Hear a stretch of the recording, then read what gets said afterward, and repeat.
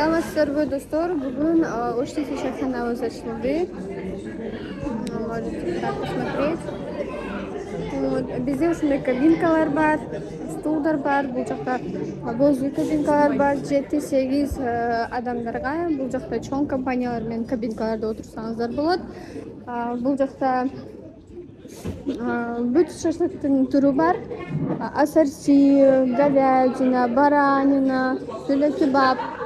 Асорти 4 кишиге, 8 кишиге де бар. Пловторубуз бар. Чайханский плов, ташкентский плов.